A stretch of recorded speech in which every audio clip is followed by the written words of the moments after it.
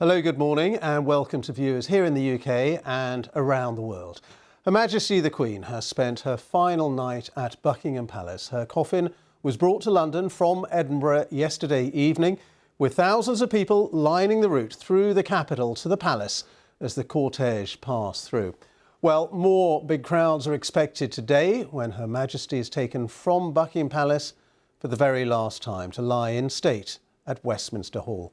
This is today's timetable. The Queen's coffin will leave Buckingham Palace on a horse-drawn gun carriage at 22 minutes past 2 this afternoon and travel along the Mall, across Horse Guards Parade and down Whitehall. The King, along with his sons, Prince William and Prince Harry, will walk behind the carriage and the procession will arrive at Westminster Hall at exactly 3 o'clock.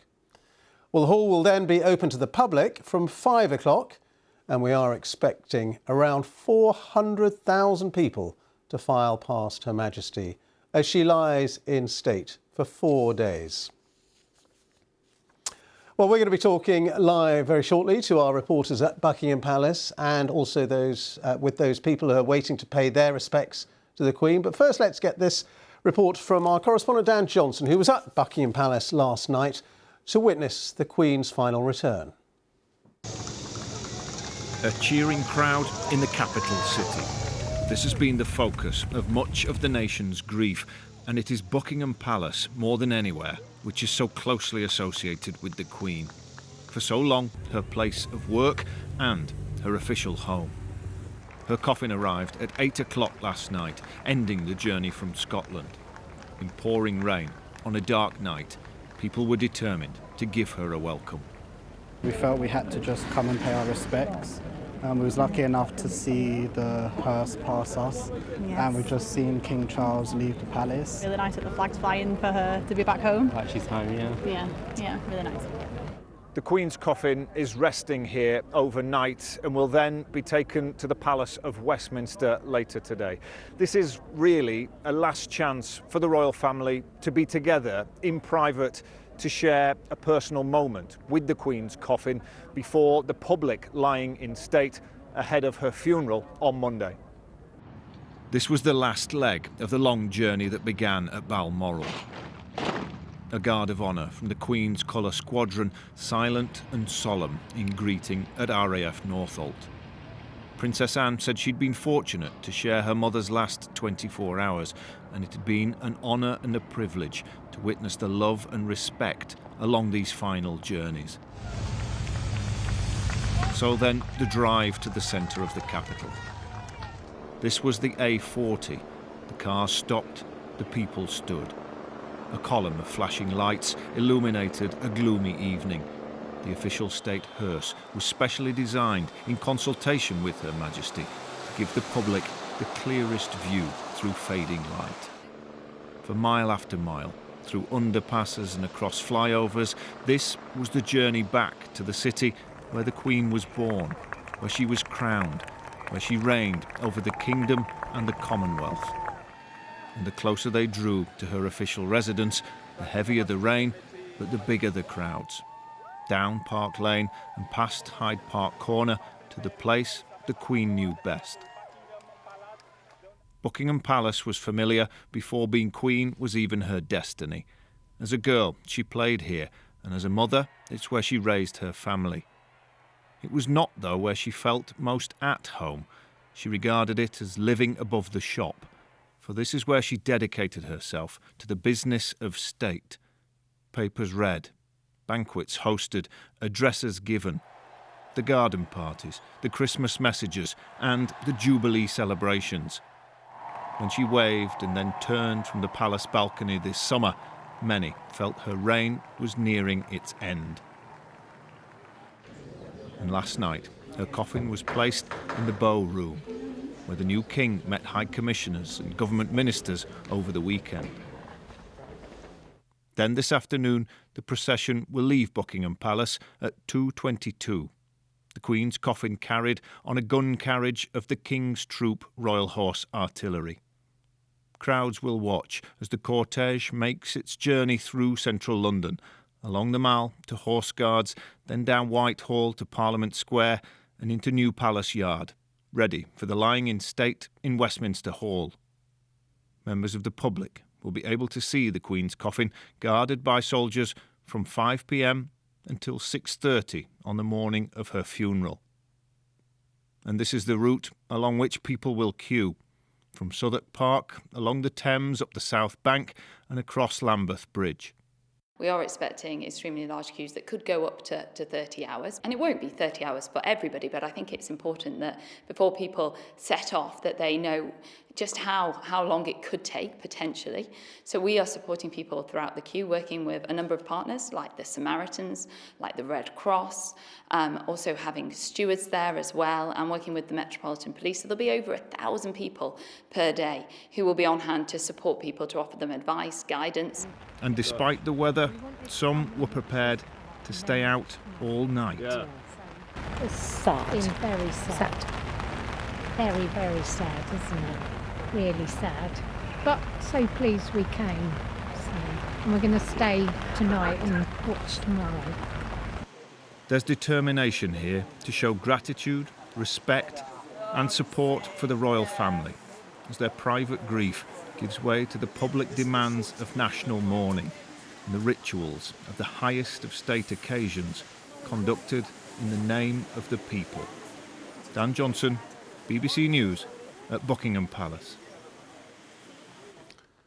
So, as we've been hearing, the Queen's coffin will arrive at Westminster Hall at 3 o'clock this afternoon, where Her Majesty will lie in state until the morning of her funeral.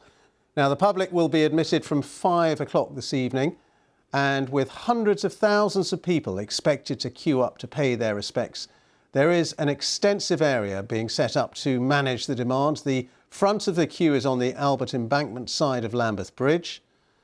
And as more people join, the plan is for that queue to then stretch along the south bank of the Thames, past the National Theatre, Tate Modern and London Bridge, before winding its way to Southwark Park. Well, those in the queue are expected to have to wait potentially a very long time, with the government warning that the wait could be up to 30 hours. Although, to be honest, no one really can be sure how many people are going to want to queue or how long it's going to take exactly. There will, though, be a wristband system which will allow people to leave the queue to get food or to use the toilet, and also there's a separate accessible route for those people with mobility issues. Well, our reporter Leila Nathu is with people at the start of the queue on Lambeth Bridge. Leila, I suppose they're in for a shorter wait, but again, they don't really know how long it's going to take.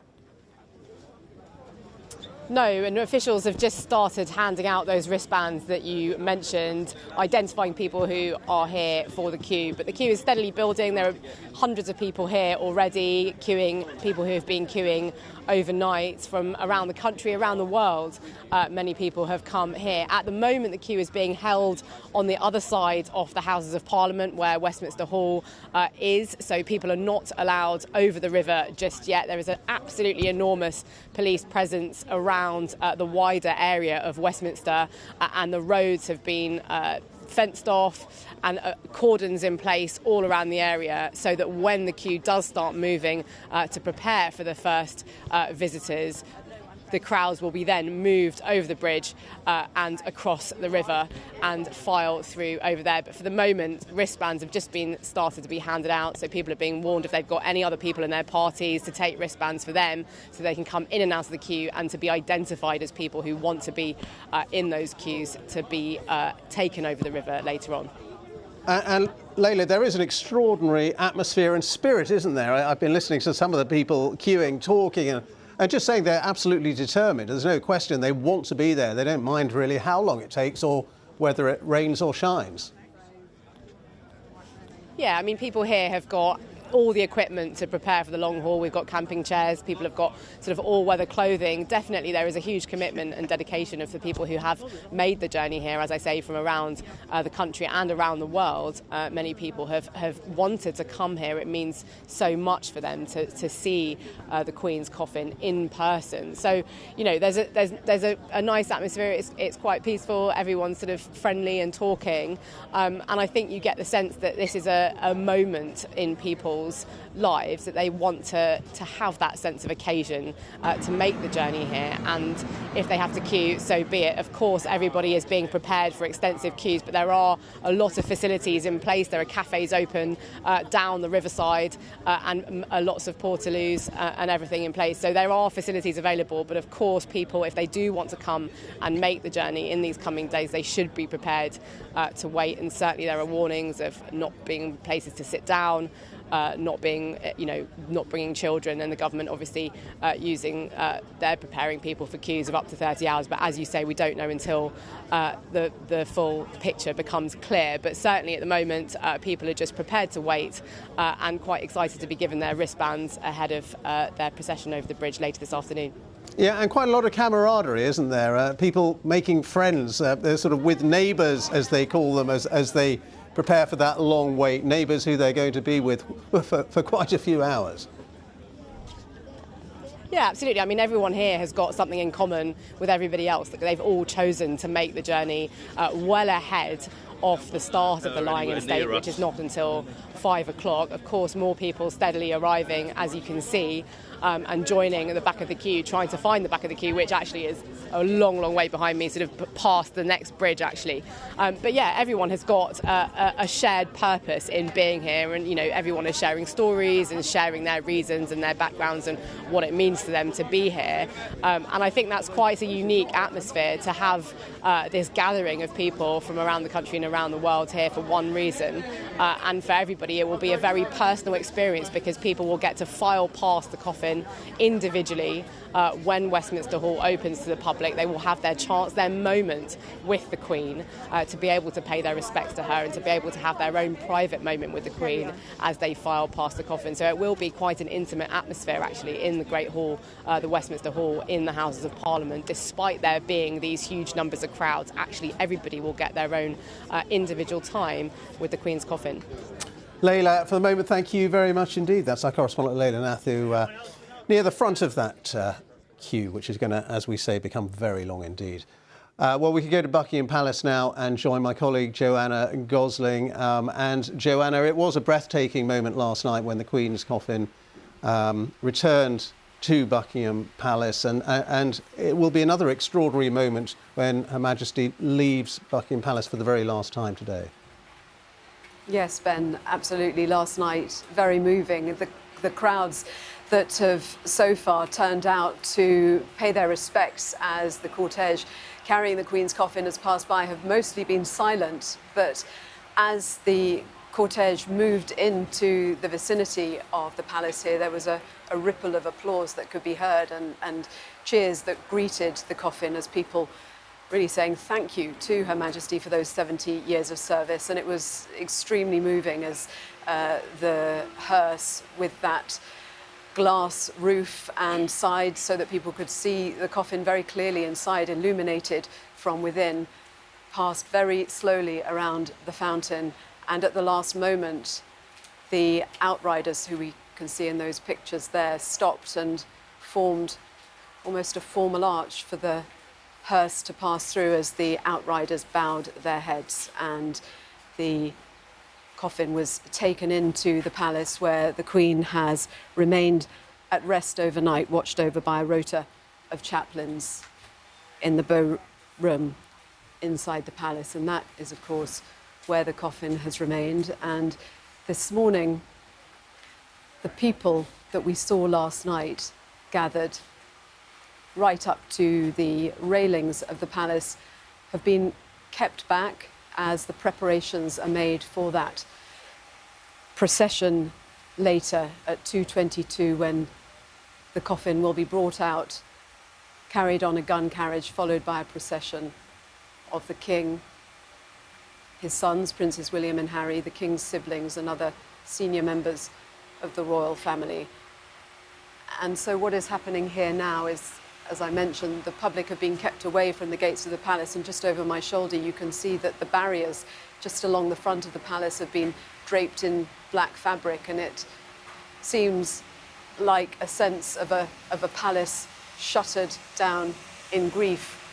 The royal standard flies at full mast above the palace, but we can see on all the buildings around, of course, the Union flag is at half-mast, and it is a very quiet mood here this morning. People are starting now to be able to filter in the area just behind me, just around where the fountain is. They've been kept back until now as the heavy security presence has marshalled these crowds very carefully, because this is obviously going to be a significant moment when that gun carriage bearing the coffin is brought out, draped in the royal standard and adorned with the imperial state crown, and that will process to Westminster Hall, which is where the Queen will then lie in state until the morning of her funeral. So that is the scene here at the palace. Along the Mall, just to my right, there are huge crowds now gathering as they try to get a glimpse of what will be happening here later. Our reporter Charlotte Gallagher is on the Mall for us. Charlotte. And you can really tell, Joanna, just how busy it is. People trying to get past, trying to get a spot, having to go in single file. Thousands and thousands of people here now. When I got here at 5 o'clock in the morning, though, there were people here. They'd camped overnight, some in tents, some in chairs. It was freezing cold, it was dark, it was wet, but people were not willing to miss this chance to pay their respects and say goodbye to the Queen. Let's speak now to some of the people that have been here for a very long time. This lady at the front, hello. 11:30 you got here. Yeah, that's correct. How was the night? It was okay. There wasn't a lot of people here, but there was a really nice atmosphere. But yeah, it wasn't crowded at all. It's very comfortable. And why was it so important for you to come down today and wave goodbye to the Queen? Okay, well, the Queen has reigned for such a long time. It's a very historical moment, and my brother, who's from Canada, wanted me to be here to say goodbye and represent the family, so that's why I'm here. What did the Queen mean to you? Because so many people say different things about what she meant to them. She was a beautiful woman who loved her family and who loved the public. She was just an icon, just a wonderful person, yeah.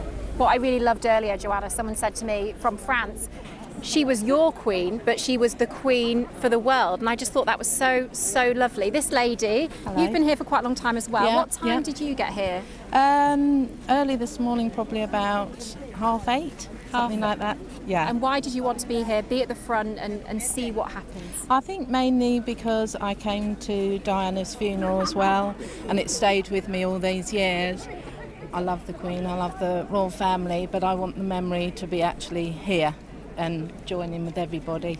What was your favourite memory of the Queen, if you could pick one? I know it's hard because she's done so many amazing things.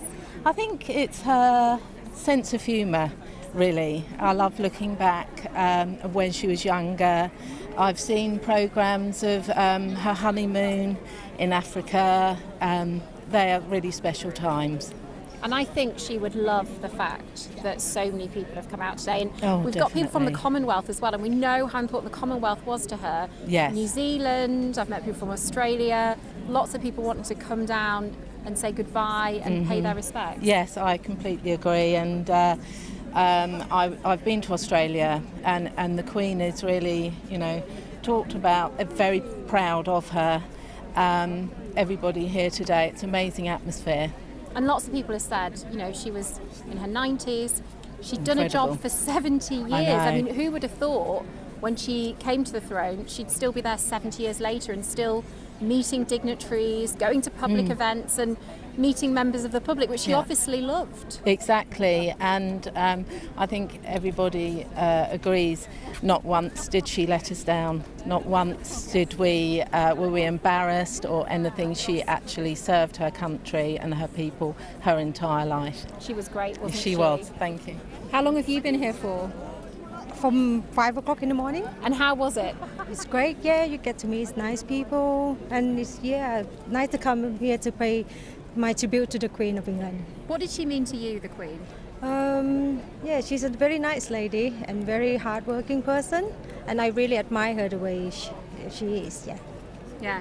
You can't really say anything else than that. She was so hardworking and mother of the nation. Yeah, mother of the nation. That's such a lovely way to put it, and it's something that so many people have been saying, that they feel like they've lost a mother figure or a granny figure to them, someone that even if you didn't think about, she was always there, wasn't she? She was always on TV, on the radio and newspapers, and I think it's going to feel really strange, Joanna, the first time that King Charles steps out on that famous balcony in the palace behind me, and I think a lot of people will think there's someone really important missing here. She's just been with us for such a long, long time.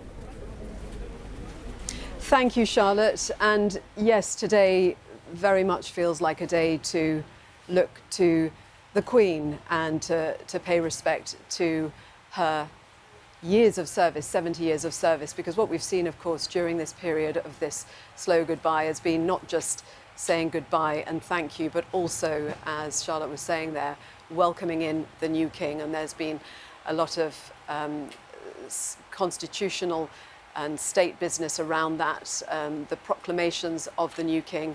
But today, when we see the coffin carrying the Queen leaving here at Buckingham Palace, this will be, again, another very important moment when people can say goodbye. And there are thousands of people out on the streets of London. We saw yesterday people getting out of their cars on the A40 as the cortege was brought into London from the airport where the coffin had been transported down from Scotland. So on a very busy road, people were getting out of their cars.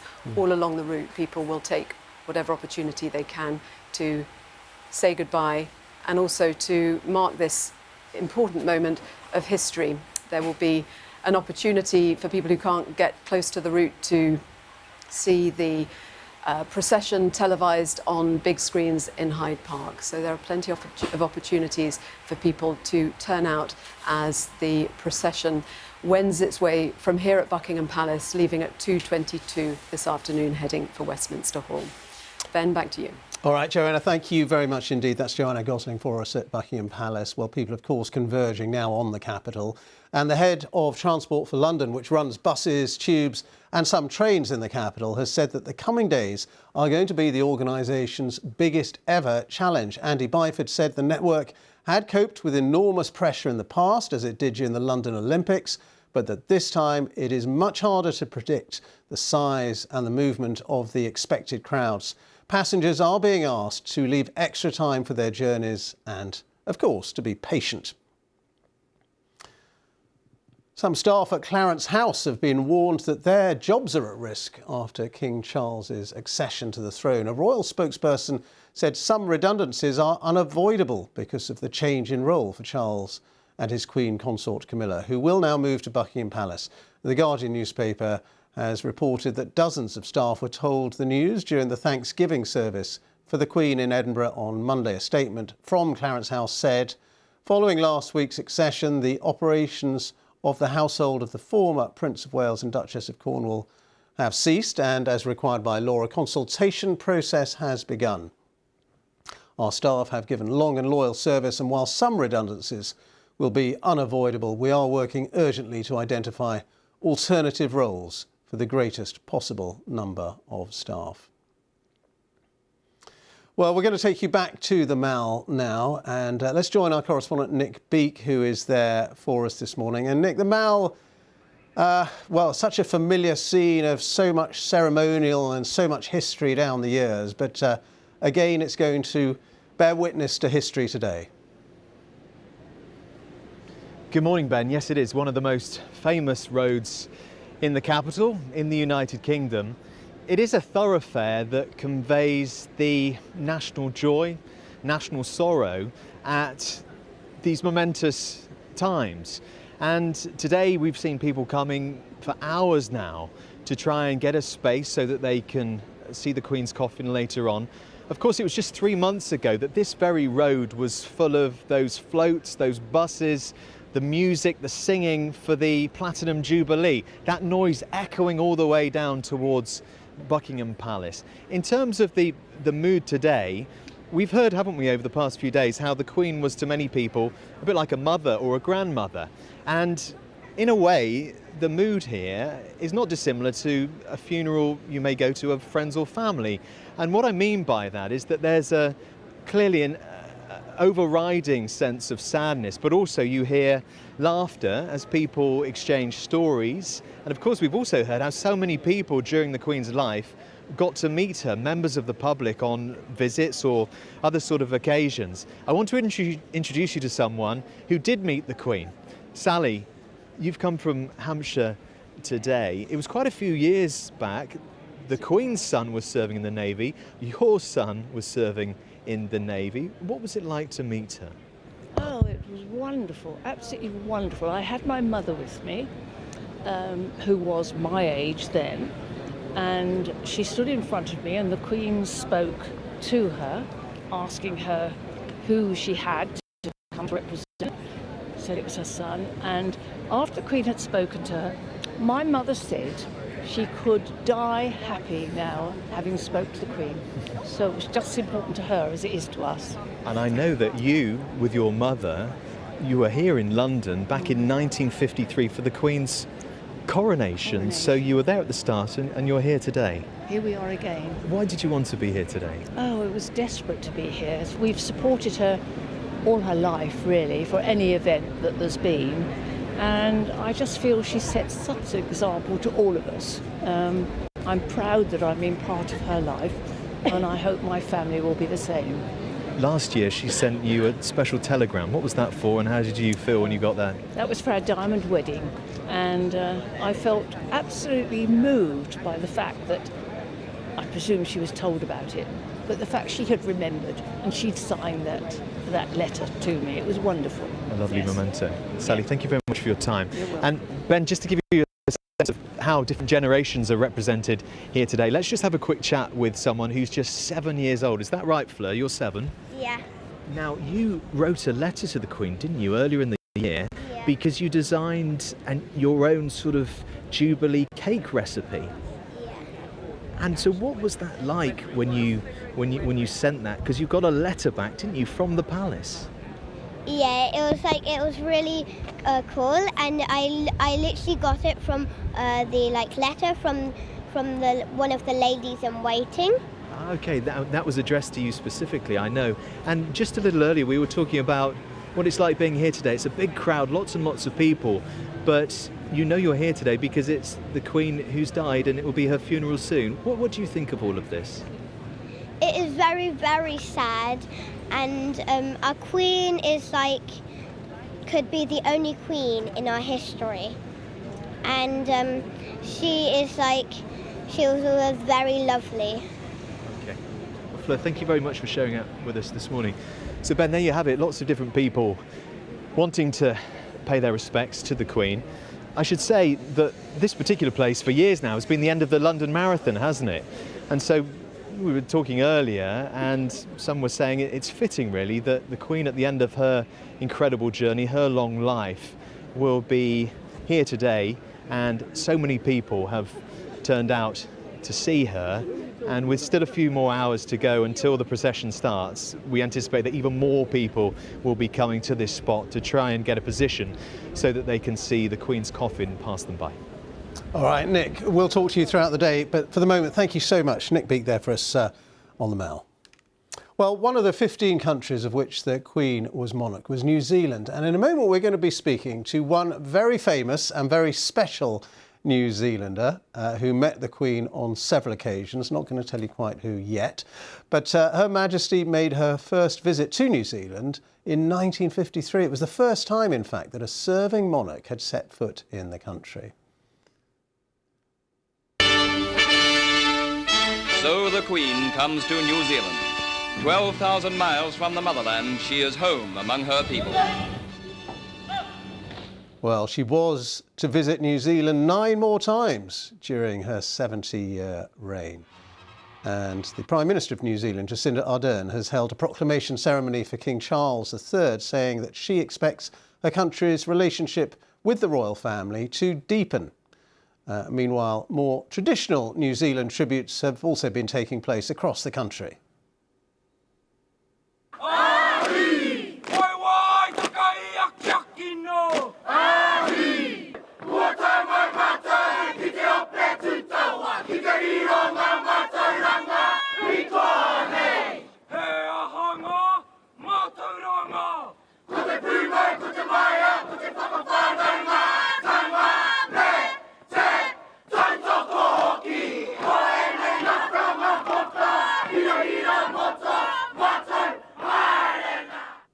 There we are, the haka.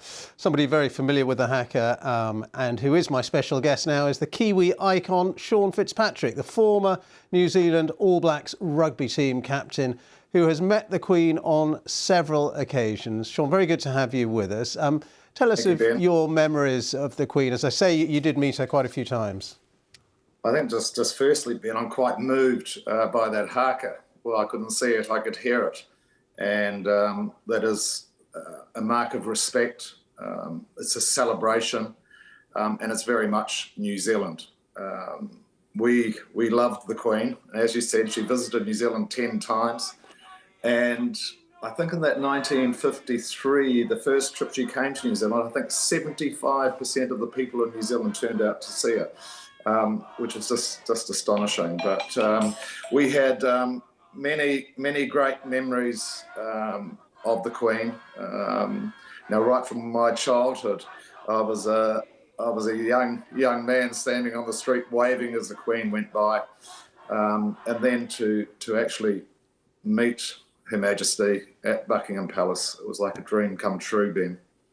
That was, I think, 1997, was it? The All Blacks side that you were part of. You went to the palace. Well, just talk us through what happened, what it is like when you meet the Queen. Not many of us do. I never did, but you had that privilege. Just talk us through what it was like.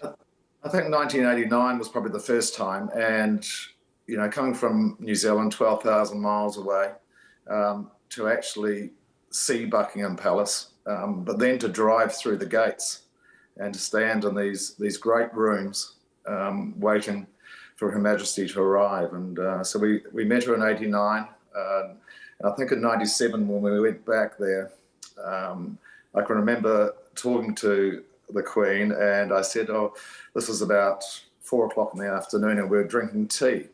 And I said, Your Majesty, I said, last time we were here, we were drinking gin and tonics. And she said, well, Sean, we never have a gin and tonic until after 6. But I love the way that she makes you feel so comfortable. She was very knowledgeable about our game, about rugby. You know, she presented the World Cup in 1991 to Nick Farr-Jones. But it's just some lovely stories coming out over these last few days. And for a New Zealander to be living here in London, and to experience the outpouring of love has been just amazing. Last night we walked up to Paddington. We were in Notting Hill and we walked up to Paddington to see her drive past, see the coffin go past the procession. And what really stood out to me, Ben, was the little conversations we had with total strangers about the Queen, and then the silence that came over thousands of people as the procession moved by. But we felt very fortunate to be able to be there to see that. And you mentioned that 1997 meeting with her. I read that you presented her with signed rugby jerseys as gifts for Prince William and Harry, and she was a particular fan, apparently, of Jonah Lomu. Yes, she knew all about Jonah in terms of what happened in 1995 at the World Cup, and as I said, she was very knowledgeable. I presented her with those 2 jerseys, and I don't think the 2 princes wore them on Saturday at Twickenham, but I'm sure, hopefully, they've got them in a nice place. But you know, as I said, we were very fortunate to actually meet her. And just talk to us. We heard a little bit of the tribute from the New Zealand Prime Minister Jacinda Ardern. How do you think the monarchy is viewed in New Zealand now, especially after the passing of Her Majesty? Well, she's our head of state, and now King Charles III is our head of state, which we're very honoured and very proud to be part of. The Commonwealth is an amazing group of countries, and to have you know, King Charles III now head of our state, I'm absolutely thrilled. The Queen for 70 years did an absolutely outstanding, total devotion to the cause, and I'm sure King Charles will do the same. And you know, New Zealand from my point of view, we love the monarchy, and long may it continue. And as we were reflecting, she made quite a few trips to New Zealand. It's quite a long journey there, isn't it? So that just showed her commitment to the country, I suppose. Yeah, I think that's a very good point, Ben. That she was very committed to make 10 trips, and the last one being in 2002. And she had a very, very warm welcome. As I said, the monarchy is very well respected, and as I said, long may that continue. And I guess the people of New Zealand would be looking forward to a visit at some stage from King Charles III. That'd be wonderful. Be wonderful. I think he quite likes New Zealand, so I'm sure he'll visit down there when he gets time to, because he's going to obviously be a very busy man, as we've seen over the last few days. Indeed. Really good to talk to you and to get some of your memories. Sean Fitzpatrick, former New Zealand All Black rugby team captain. Thank you very much for being with us here on BBC News. Thank you, Ben. So, as we have been hearing, tens of thousands of people have turned out to pay their respects to the Queen, many of them coming to Buckingham Palace yesterday to witness her return to her London home. And our reporter Graham Satchell has been talking to some of those who braved the rain to give the Queen a final send-off. There were umbrellas everywhere at Buckingham Palace, the rain relentless. Definitely weather for wellies. This is Katie with her children Ava and Leo. It's just such a monumental moment in history for me, my mum, and then for the next generation. And it's something we'll always cherish as a memory, and especially doing it all together. We've all got different stories, and it's just a really special moment. For more than 5 days, crowds have been gathering here, the Queen's official residence, but it's felt strange knowing the palace is empty. So there was nervous anticipation at the Queen's imminent arrival.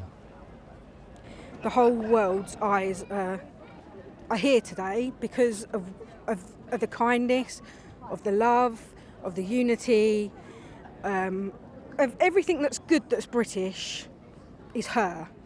And coming here today when she's not actually here feels like a little bit empty, but having everyone around makes it a little bit easier to bear. Shirley was here with her family. What did the Queen mean to you? Like if it's my mom, I cried today because being here, it's so emotional, honestly. It's a lifetime history. I think it'd be emotional, you know. She's amazing, isn't she? So she was our Queen. We've travelled from Rotherham to look at it, so we got wet through. It's got to be worth it, hasn't it? As day turned to night, the crowds moved into position and became quiet, ready to welcome the Queen home.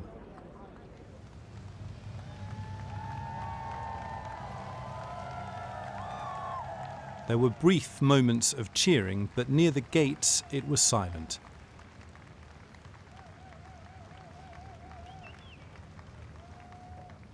People straining every sinew to capture the moment. It was very emotional, a bit choked. I didn't know what the protocol should be, whether you should cheer, whether you should... I don't know, I just didn't know really what to do. Only after the Queen had passed through the gates was there a release and applause. I felt more emotional than I thought I'd feel. Just immense sadness, and I was thinking about it as well in terms of like monarchy and is it just symbolism? But I think this today proves that it's not just symbolism. It brings people together. It's not political, so there's no major divide. Everyone's on the same page, and we look forward. Everyone's really come together. You feel like you've sort of just had a sort of out-of-body experience all together. It's a real surreal moment, and yeah, one that won't be forgotten, that's for sure. Seeing her actual coffin in person. Oh, isn't it moving? I just hold my feelings in words and bless her. May she find a rest in peace. God rest her soul. For many here, seeing the Queen's coffin, a profoundly sad and solemn moment. Graham Satchell, BBC News at Buckingham Palace. Just want to show you some pictures just coming into us of King Charles. This is the Cleaneffect Circle. Arriving at Buckingham Palace this morning in the last few minutes. And King Charles III, who will be with the Prince of Wales and the Duke of Sussex following Her Majesty's coffin later from Buckingham Palace as it makes its way to Westminster Hall. But the King's car taking him back to Buckingham Palace in the last few minutes. Ahead of that procession a bit later, when King Charles III leads the procession of the coffin of his late mother, Queen Elizabeth, and many more thousands of people will be there to pay their final respects. The scene there at Buckingham Palace as the King arrived this morning. Well, in the early hours of yesterday morning, hundreds of soldiers held a full dress rehearsal for today's procession, and in just a few hours' time they'll be doing it once again, but this time for real, and the whole world will be watching. Their commanding officer is Major General Christopher Geeker, and he says it will be a huge moment. It's a sad duty, but this is a once-in-a-lifetime, once-in-two-generation opportunity to be part of history, to be able to take part in the funeral arrangements of somebody whose example of duty and service is something we try to emulate. But above anything else, it's a last duty to our Queen. And for everybody, for all of us who are lucky enough to be here today to perform this sad duty, it is absolutely unique. A last duty to the Queen. Let's talk to our defence correspondent Jonathan Beale, who's at Wellington Barracks in Westminster, where those soldiers, as we say, have been having full dress rehearsals ahead of today's procession. And for them, of course, it's a great honour and a great privilege. Yes, this is the monarch they swore allegiance to when they joined the services. It's not just the Army, but the RAF, the Royal Navy taking part in this procession as well. It's been a hive of activity here at Wellington Barracks this morning. We've seen the final preparations for those who will carry the coffin, the Queen's Company Grenadier Guard, some of whom had to fly back from Iraq where they were doing security duties. Remember, lots of military personnel involved here have other duties too, as well as their ceremonial role. But it is a massive day. We're in the car park at Wellington Barracks, which has turned into a temporary horse stable. These are the horses, or some of the horses behind me, who will carry the gun carriage of the King's Troop Royal Horse Artillery that will carry the coffin of the Queen from Buckingham Palace to the Palace of Westminster. I'm joined now by one of those who's going to be involved in this procession, Warrant Officer Class 2, Godfrey Morris. Just tell us, you haven't had much time to prepare. What kind of work goes into this? No, we haven't had much time to prepare, but over the years, there's all the stuff that we know we'll be called upon to do. So we are sort of prepared best we can. But it's a lot of work going into it, especially in dealing with the horses and transporting and soldiers. So it's been quite a busy few days, but this is what we trained for, and then we've just sort of rise to the occasion, really. And just tell us what you will be doing in that procession. So my job will be on the floor, marching beside the horses and supporting the guys that are riding, and they're just making sure everything go okay as we go down the mall. Just give us a sense. I mean, you've been, I think, in the Army for 21 years? That's right, yes. And this is a sad day, isn't it? But it's also a moment which I guess you feel pride for, the person who's been your figurehead and the Queen you swore allegiance to. Just tell us about your own emotions on a day like this. Yeah, so it's a very sad day for everyone, and that goes deep. But also, we've got a job to do, so we have to get our heads up, get prepared, and hopefully our training and our discipline and a lot of pride that goes into our work, and hopefully we can go out and execute that today. Now, King's Troop Royal Horse Artillery, we've seen them many times. They're the ones who carry out the gun salutes on official occasions. I mean, you must have taken part in many occasions like that. I just wonder, when you look back, I mean, give us a sense of what you have done in terms of honouring the Queen in the past, and what this day, you know, will it be the biggest day yet of your military career, do you think? It would be, today will be, because there's nothing else like it before. And there's nothing to actually prepare us for this. And just going out in the street and you'll get a sense of it. I mean, we're not long enough, a few months ago, had the Jubilee. And that, you know, the scale of people out on the streets. But today, you know, we just got to focus on what we've got to do and go out there and put on the perfect show. And it means perhaps more to you than most of us, because you have met the Queen, haven't you? On a number of occasions, I understand. Yes, I am probably privileged, really. But mainly at the Royal Windsor Horse Show, where we perform yearly. Then we always sort of look forward to the Queen coming down and say hello to the soldiers and horses. And that was just always lifts the spirit a bit more, for sure. And she's got a passion for horses, as we all know. So that was good too. She loved the troops and she loved the horses too. Absolutely, 100%. Well, Godfrey, we wish it goes well for you. We look forward to seeing you on that parade ground in that procession. Thank you. As I say, that procession will start precisely at 2:20 p.m.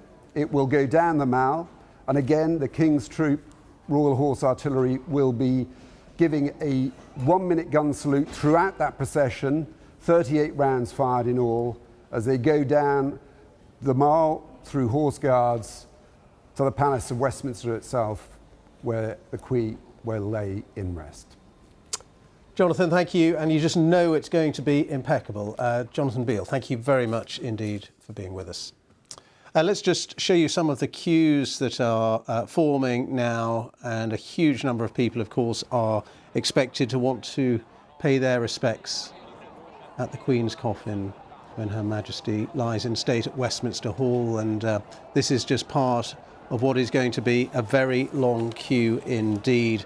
There have been predictions that people may have to queue for some 30 hours. It's really going to be quite extraordinary. Far more people expected than the 200,000 or so who filed past the coffin of the Queen Mother when she died 20 years ago. Something like 400,000 people are expected to file past Her Majesty's coffin in Westminster Hall. And as I say, they may have to wait quite a long time. The queue is going to snake back up to 5 miles along the River Thames, terminating at Southwark Park. There's a system in place that there are wristbands. People will be able to move away to go to the toilet, to get food and so on. They are being advised to wear suitable clothing, to bring portable battery packs to keep their phones charged. But there is certainly the expectation that they are going to have to wait, many of them, overnight for a glimpse of the Queen's coffin.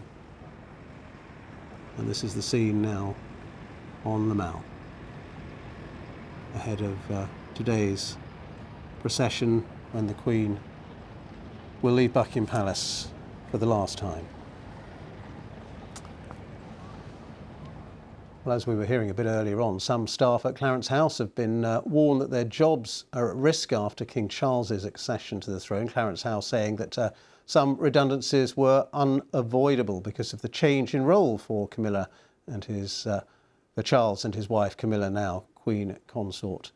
Let's talk about that and other matters now, because we have somebody who knows all about what goes on behind the scenes working for the royal family. That is Grant Harold, who served from 2004 to 2011 as butler to King Charles, who was then, of course, Prince of Wales.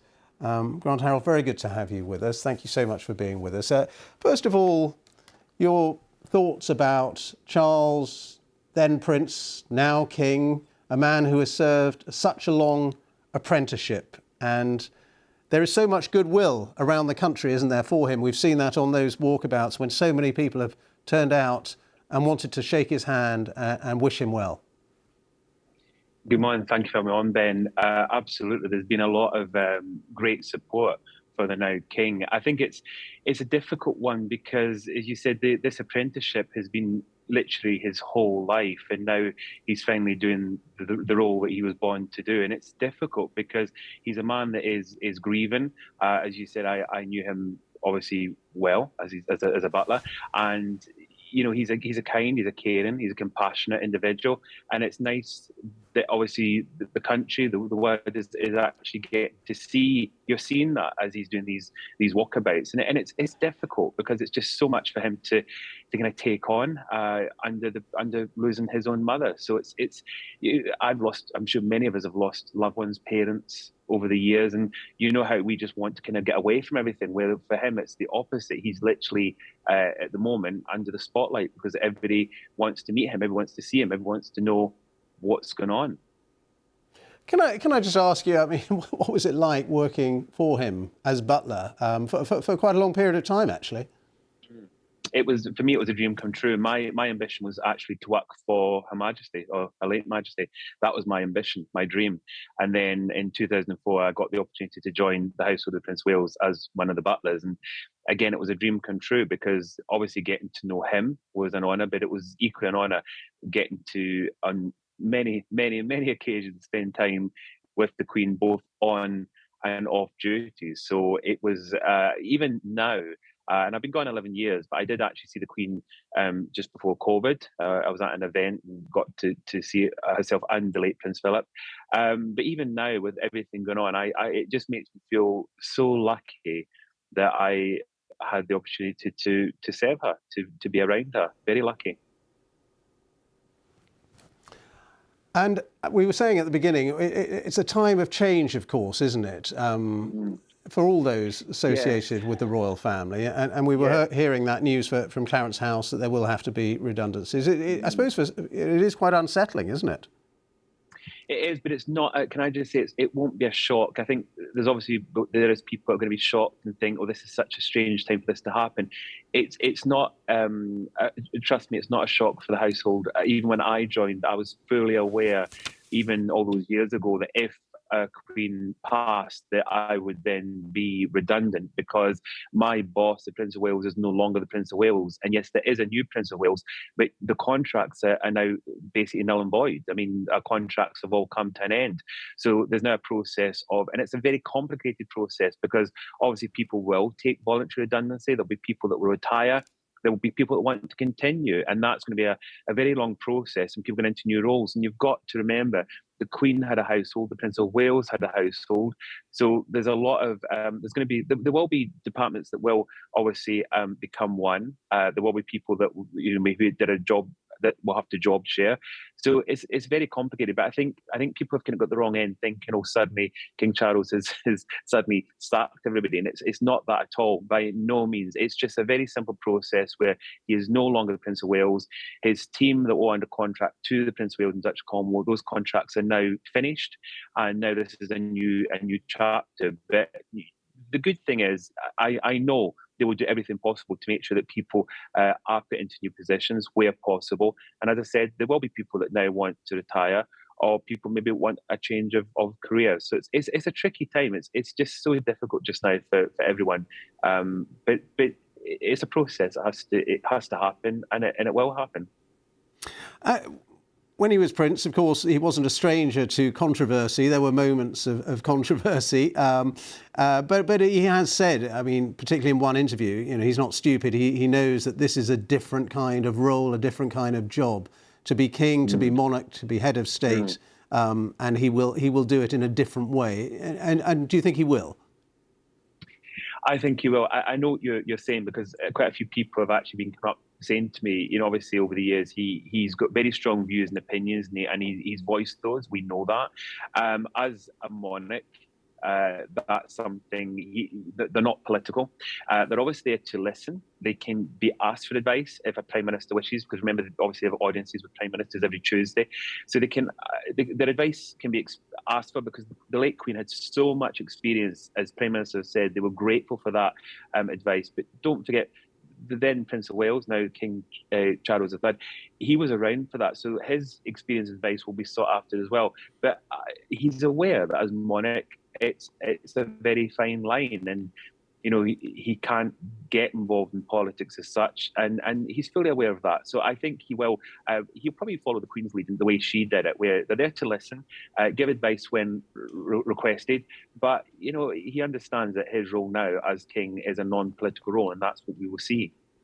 And his role right now is very difficult because he is a son who is grieving for his mother, but also really consumed with so much ceremonial, so many meetings. He's been touring the nations of the United Kingdom. We saw that incident where he was frustrated by a leaking pen and got quite cross. And I suppose, you know, it's a very tough time for him at the moment. In fairness to him, I saw the pen incident actually this morning, and I completely understand because, you know, at the moment his schedule is manic. There's no question. We've all seen how he's trying to do as much as possible, travel to all these different countries. You know, at the moment his schedule is crazy, and these little mishaps. We also had it on Proclamation Day where, you know, the inkwell was obviously on the wrong table and there should have been another table, but that happened, and obviously that was frustrating. The ink, I mean, that's not the best thing. I mean, I kind of thought at the time these are the things that have to be checked because he doesn't have time for a pen to be leaking everywhere. And I think, in fairness to him, I mean, I think anyone would get frustrated at that, but what's also difficult for him is at the moment everybody is watching his every move, and that's difficult. So he really, it's not as if he can have these mishaps in private, which they often probably do. He's having to, you know, do everything under a spotlight just now, and that's where I think, you know, I felt sorry for him because I think these little things, silly things, have to be checked so that they don't have these mishaps, because that's going to take time out of a schedule to go and obviously clean ink, and you know that's what they don't need just now. Yeah, so much scrutiny, and the cameras there at every single moment. Where do you think he will spend his time as king? You know, how much fondness or not does he have for Buckingham Palace itself, do you think? And where would he like to be? And what will that mean for the various palaces around the country?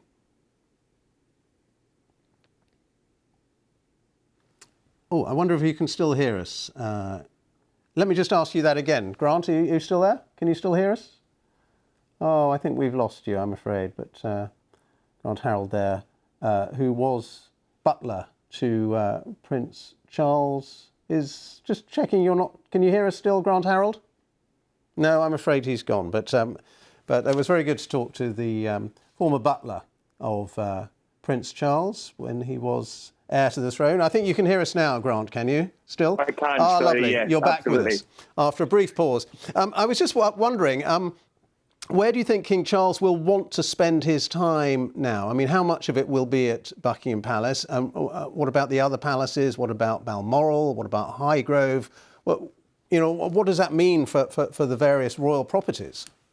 Well, the thing, I know quite a bit about Highgrove because that's where I'm lucky enough still to live on the estate there, and I'm aware that obviously the Prince's Foundation now runs Highgrove, which was obviously set up purposely for this very reason of when he became king.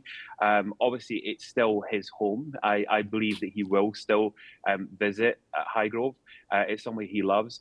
There has been talk about Buckingham Palace, whether it could become open to the public, because remember, there's one wing there that is the private wing, and it is possible that he could continue to... It's going to be obviously the hub of the monarchy. It's still going to be the home of the monarchy.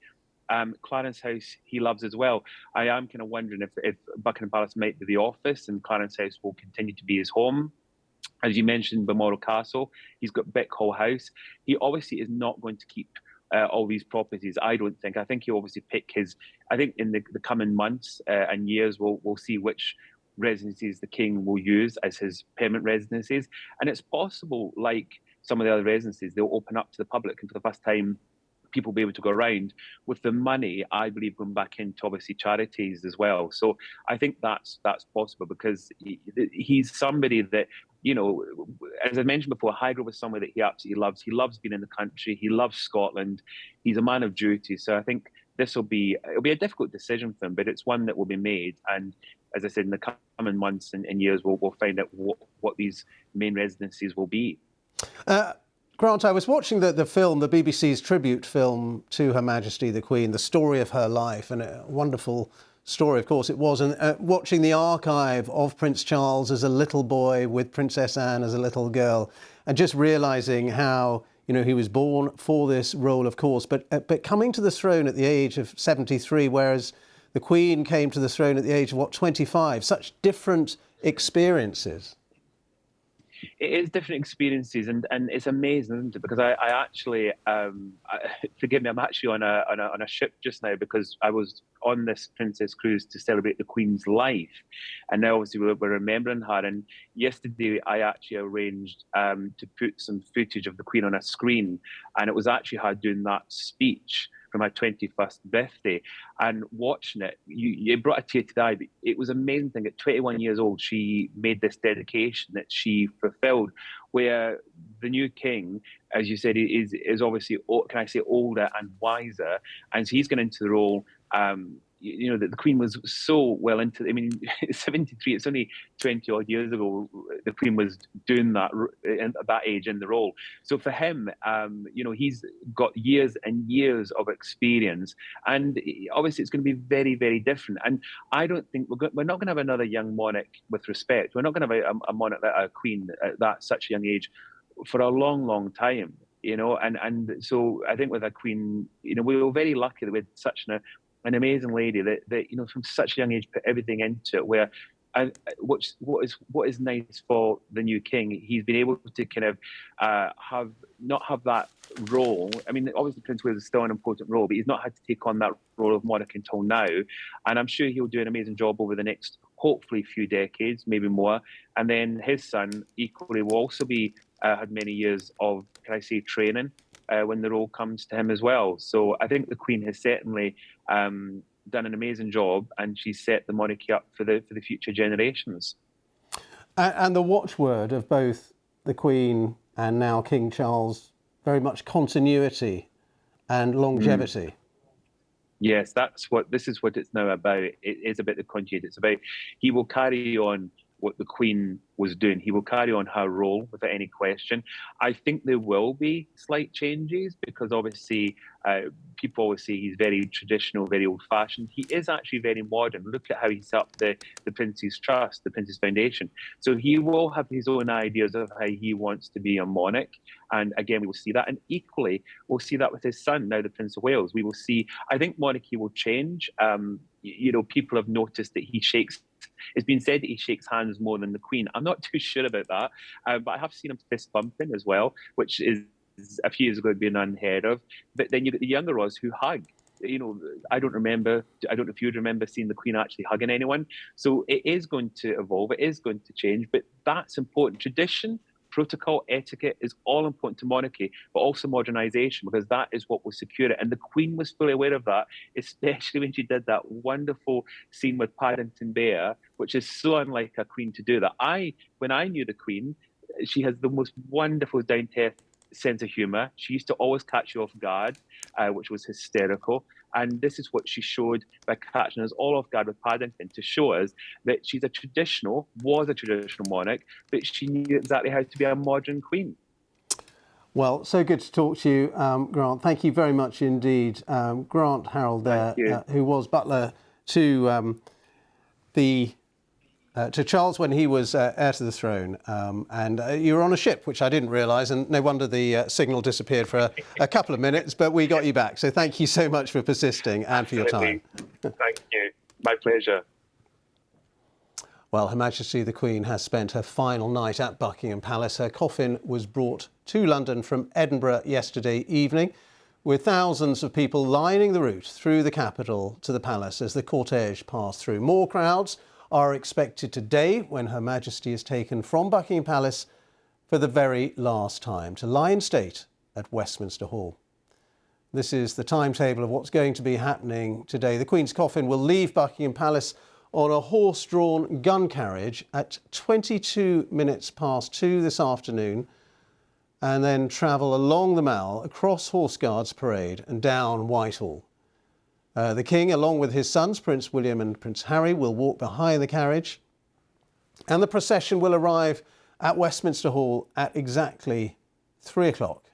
The hall will then be open to the public from 5 o'clock this afternoon, and we are expecting something like 400,000 people to file past Her Majesty as she lies in state for 4 days. Well, we're going to be talking very shortly to our reporters at Buckingham Palace and with those people who are waiting to pay their respects to the Queen. But first of all, let's get this report from Dan Johnson, who was at Buckingham Palace last night to witness the Queen's final return. A cheering crowd in the capital city. This has been the focus of much of the nation's grief, and it is Buckingham Palace, more than anywhere, which is so closely associated with the Queen. For so long, her place of work and her official home. Her coffin arrived at 8 o'clock last night, ending the journey from Scotland. In pouring rain, on a dark night, people were determined to give her a welcome. We felt we had to just come and pay our respects. We was lucky enough to see the hearse pass us, and we just seen King Charles leave the palace. Really nice that the flag's flying for her to be back home. Like she's home, yeah. Yeah, really nice. The Queen's coffin is resting here overnight and will then be taken to the Palace of Westminster later today. This is really a last chance for the royal family to be together in private to share a personal moment with the Queen's coffin before the public lying in state ahead of her funeral on Monday. This was the last leg of the long journey that began at Balmoral. A guard of honour from the Queen's Colour Squadron, silent and solemn in greeting at RAF Northolt. Princess Anne said she'd been fortunate to share her mother's last 24 hours, and it had been an honour and a privilege to witness the love and respect along these final journeys. So then, the drive to the centre of the capital. This was the A40. The cars stopped, the people stood. A column of flashing lights illuminated a gloomy evening. The official state hearse was specially designed in consultation with Her Majesty to give the public the clearest view through fading light. For mile after mile, through underpasses and across flyovers, this was the journey back to the city where the Queen was born, where she was crowned, where she reigned over the kingdom and the Commonwealth. And the closer they drew to her official residence, the heavier the rain, but the bigger the crowds. Down Park Lane and past Hyde Park Corner to the place the Queen knew best. Buckingham Palace was familiar before being Queen was even her destiny. As a girl, she played here, and as a mother, it's where she raised her family. It was not, though, where she felt most at home. She regarded it as living above the shop, for this is where she dedicated herself to the business of state.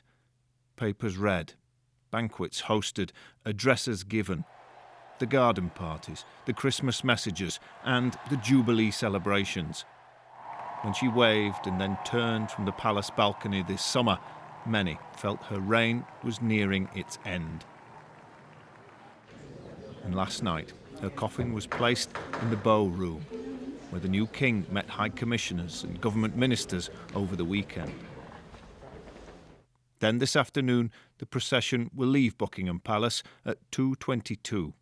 The Queen's coffin carried on a gun carriage of the King's Troop Royal Horse Artillery.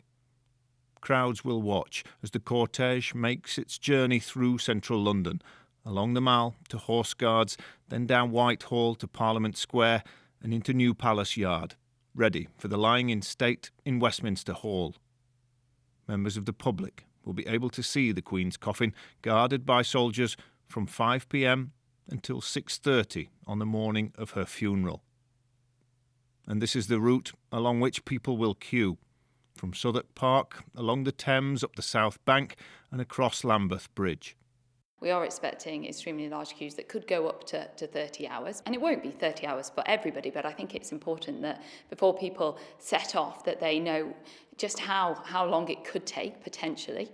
So we are supporting people throughout the queue, working with a number of partners, like the Samaritans, like the Red Cross, also having stewards there as well, and working with the Metropolitan Police. So there'll be over 1,000 people per day who will be on hand to support people, to offer them advice, guidance. And despite the weather, some were prepared to stay out all night. It's sad. It's been very sad. Very, very sad, isn't it? really sad. But so pleased we came. So, and we're going to stay tonight and watch tomorrow. There's determination here to show gratitude, respect and support for the royal family as their private grief gives way to the public demands of national mourning and the rituals of the highest of state occasions conducted in the name of the people. Dan Johnson, BBC News at Buckingham Palace. So, as we've seen, the Queen's coffin will arrive at Westminster Hall at exactly 3 o'clock this afternoon, where Her Majesty will then lie in state until the morning of her funeral. Now, the public will be admitted from 5 o'clock this evening, with hundreds of thousands of people expected to queue up to pay their respects. There's an extensive area set up to manage what is expected to be enormous demand.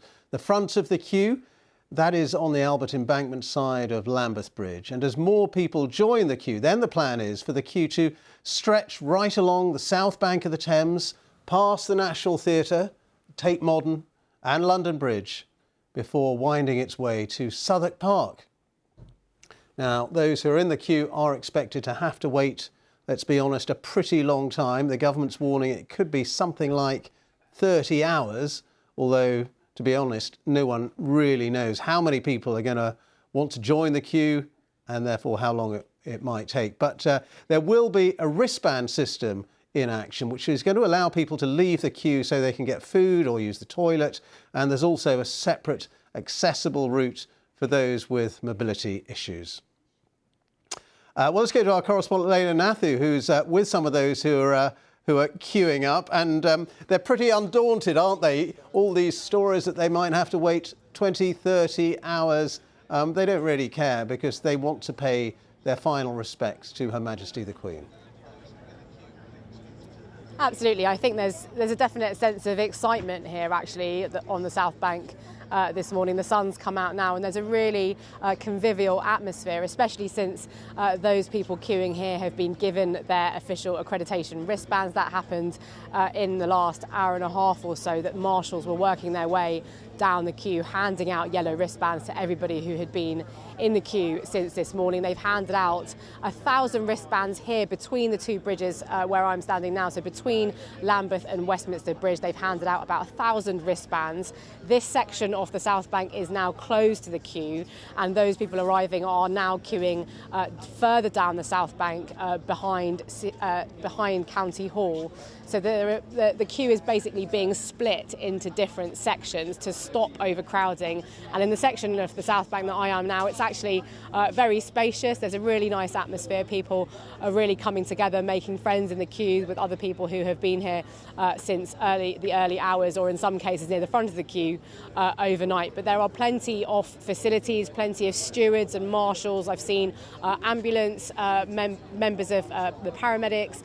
There's plenty of police and staff. So there's definitely a well stewarded queue here. There are refreshments being provided by cafes along the South Bank and plenty of toilet facilities. Now, of course, people who do want to queue should be prepared for a long wait. Of course, the lying in state doesn't start until 5 o'clock, but there will be some motion in the queue. The queue will start moving over the bridges long before then to get people ready to be the first in line. But yes, certainly the warnings are that if people do want to come and join the queue down here, they should bring refreshments, they should bring chairs. There are plenty of people here with camping chairs, lots of outdoor gear. So definitely the advice is to be prepared, but there are plenty of people on hand to help if needed. And Layla, the good news is, it's not raining, because it was quite wet overnight, wasn't it? I saw pictures of people sitting in puddles there as they queued, but at least it's dry now.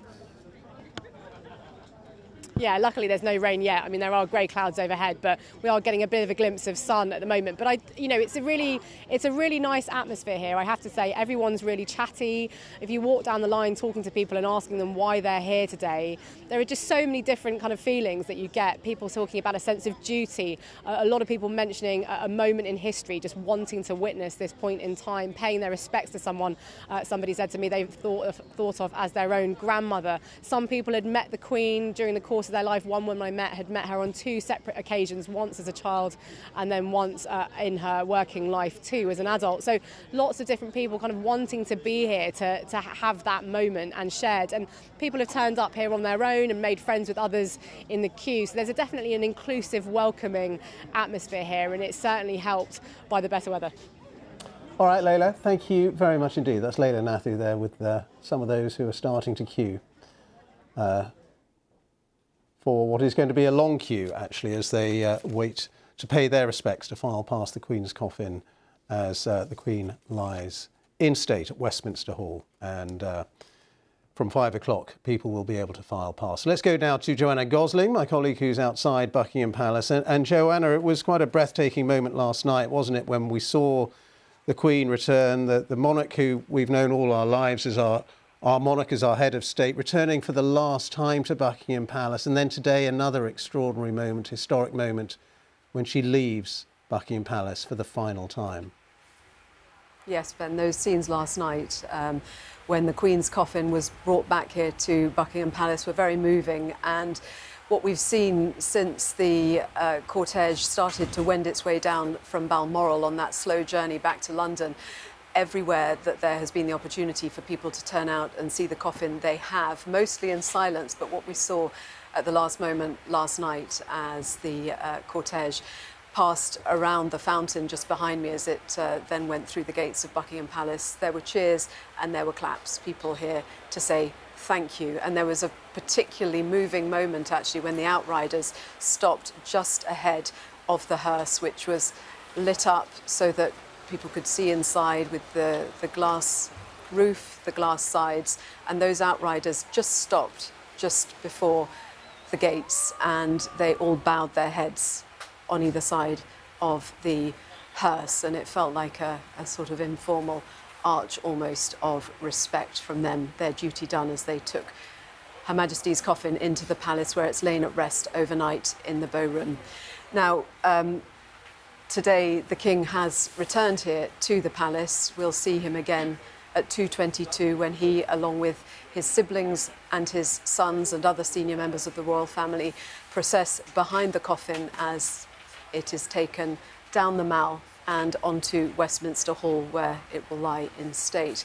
And you can probably see behind me quite a lot of activity now. The crowds are being carefully managed here at the palace, and all down the Mall people have been queuing, and just in the last hour or so people have been able to come up as far as the fountain. Just a line of people, lots of police. There are also gardeners just making the final improvements, I suppose, to the planting behind us here. It all looks pretty immaculate, but obviously everything is being made to be just right for this moment when the Queen's coffin is brought out of Buckingham Palace as she leaves for the last time. Well, with me, Sarah Campbell, our royal correspondent. Sarah, it's going to be, I imagine, quite an overwhelming moment actually when the coffin is brought out. And there have been so many, and I think it's sort of individuals, different images will affect different people in different ways, that something will suddenly hit you and remind you that the Queen, who's been so much a part of our lives, as we've been saying for the past few days, that she is passed away, she's dead. And today, this building, we're looking at Buckingham Palace, looking at that balcony that's empty, but she has been on that balcony at the centre of huge national moments for so many decades. And I think it is upsetting to people, very sad for people, that she will no longer be at the centre of those moments. Today at 2:22, the procession will step off from Buckingham Palace. She, the Queen, will leave Buckingham Palace for the very final time. And if I just take you through what we know is going to happen from that time, it's a 38-minute journey. And walking in the procession, following the coffin will be on a gun carriage. The Imperial State Crown will be on the coffin. The King will be walking behind alongside his siblings, the Duke of York, the Princess Royal, the Earl of Wessex, also Prince William, the new Prince of Wales, and the Duke of Sussex. Other male members of the family, so Peter Phillips, Vice Admiral Sir Tim Lawrence, Princess Anne's husband, the Duke of Gloucester, and the Earl of Snowdon, Princess Margaret's son. and then following by car, the female members of the family, the Queen Consort, the Princess of Wales, and Meghan, the Duchess of Sussex, and the Countess of Wessex. And there will be no music. It will be a very solemn moment. Even though we're in the centre of London, among thousands of people, it will be a quiet moment, I suspect. There will be guns firing in Hyde Park, Big Ben will toll, and as I say, this procession up the Mall, across Horse Guards, into Whitehall, down towards the Palace of Westminster, and finally into Westminster Hall, due to take 38 minutes. And then, as we know, from 5 o'clock this evening, members of the public will be able to go into Westminster Hall to see the Queen lying in state until Monday morning at 6:30. And we know that people are queuing already. Hundreds of thousands of people are expected to want to be there to just spend a few private moments with the Queen. It will be, I imagine, quite an experience, quite a memory for all of those that manage to get in. And you mentioned the silence. From the beginning, there has been such an atmosphere of respect wherever you see people gathered. We heard the cheers and the clapping last night, and actually that felt absolutely appropriate at the right moment as the Queen was brought back here. But I expect today there will be silence, as you say, from the people as they just absorb what is an incredible moment of history. Very few of us will have experienced the death of a monarch. Of course, it was 1952 was the last time it happened. People, I suppose, don't know how they're going to react. As you say, by and large, it's been solemn, it's been quiet, it's been applause, been some cheering, almost a sort of a release and a feeling of togetherness, I suppose, sharing in a moment, which has been quite powerful to sort of watch and to listen to. Certainly sort of going among the crowds today, there are people I've spoken to who've flown over from Canada, you know, just when they heard the news, wanted to get on a plane, wanted to come over and wanted to be here in person. People have come from all over the Commonwealth to be here and just wanting to be part of this moment in history. And yeah, as you say, I think it will be quiet, even though we are in the centre of London. Thank you, Sarah. Well, let's go amongst the crowds now. Our correspondent Charlotte Gallagher is on the Mall. Charlotte. And Joanna, let's just have a look at all these people that have come down today. In some places it's 4 deep, especially on the other side of the road, which was open all through the night, where people pitched their tents, had their seats wrapped up against the cold and the wet, and some people have been here for hours. I met one person who'd been there since 7 a.m. this morning. Lots of families here today. Let's speak to one of these families that's come down. Hello. This is Jasmine. You're from Canterbury, yes, aren't you? Hi. And you've come down this morning, haven't you? Yes, we have. We got up at 6. Well, we actually left at 6 and came all the way down here. Yeah. And why did you want to bring your children down here? I just feel that it's important for us to pay our respects. We are royalists. We love the Queen and the royal family. I know microphones are very tempting for little children, aren't they? And also, I feel that this is such an important part of history that, you know, it's something, I mean, Raven's only one and probably doesn't understand, but I just feel it's for her to say and for them to say a false word to their grandkids and, you know, when they're older. Yeah, we just wanted to be here to soak it all in and to pay our respects. And you've dressed all the children in black today, haven't you? Yes, yeah, I just thought that it was a mark of respect. I know the Queen was lovely and colourful, but it is still a sombre day, so yeah, we all made the decision to come in black, and yeah. Raven, you're a little bit young to speak to, but let's speak to your brothers. What's your name and how old are you? Phoenix, and I'm 7. And what was your favourite thing about the Queen? How nice she was, and she gives respect to everyone. Did you like her crown? Yeah. And who are you looking forward to seeing her come past today and seeing the King come past? Yeah. Yeah? You're going to tell your friends at school about it? Yeah. Okay, thank you. What's your name and how old are you? My name's Cameron, I'm 13. And was it your mum's idea to come down here today? Yeah, I mean, she gave us an option. I chose to come down here because... And why is that? Why did you want to come down? Well, learning about the Queen in like humanities, and cause my brother and I, we're scouts, learning about her, scouts as well. It's just very special to come down here and like see her. It's a real experience. And you have to make a promise to the Queen, don't you, in Scouts? That's part of being a Scout. She's really central to the movement. Yeah, definitely. And did you watch the Jubilee when that was all on television? Yeah, I did. What did you like about that? Paddington, the concert? Oh, I really enjoyed the concert. That was brilliant. Loads of people. Yeah. Thank Paddington you. was very funny, wasn't it?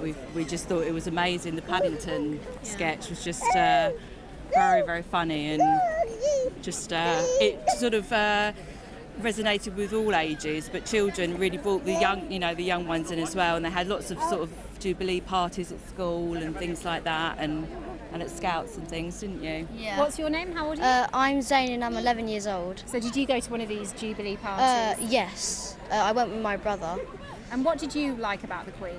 Well, it was really nice where she was such a young age when she turned into the Queen, and she did so well as the Queen into her job, and she she just did really well for everyone, and she served everyone really well. And for 70 years, not many. Do you think you'll ever have a job for 70 years? No, I don't think so. Not many people. Thank you so much. Thank you. So many families down here today. I've seen a little girl in a Paddington dress toddling by, child with a corgi toy in the pram. And I tell you what's really nice, Joanna, the road is now closed in the Mall. That's only for people taking part and working in the procession. And everyone's getting cheers and applause from the people waiting here. So police, stewards, litter pickers, soldiers, every time they go past, they're getting cheers from the crowd, which is so nice, because I'm sure it's a massive day for the people that are going to be working in this procession. Absolutely, doing their duty and being thanked for that. And that question that you just asked about, could you imagine doing a job for 70 years? It's a very good point, isn't it? Because not many of us can, not many of us will, but that is certainly what she did, and that is why there is so much gratitude for the reign of the Queen, those 70 years of service. She remains lying in rest. The Queen's coffin lies in rest still at the palace behind me. The King is there. They will be leaving at 2:22, precision timed. That is the moment when the procession will move from here to Westminster Hall, and all along the way the public can pay their respects, as they have been on this long goodbye that has begun since the moment the coffin was brought out of Balmoral at the weekend and lay in rest in Edinburgh, now lays in rest at the seat of the monarchy in London, Buckingham Palace, and later this afternoon will be taken along the Mall up to Westminster. And you can see just on the right-hand side of this picture, Big Ben, and that is where at the Palace of Westminster the Queen's coffin will lie in state for 5 days until the state funeral on Monday the 19th of September. So the crowds are gathered here at Buckingham Palace. The final preparations are being made for this final departure of Her Majesty the Queen from Buckingham Palace. Ben. Joanna, thank you. It's going to be quite an afternoon.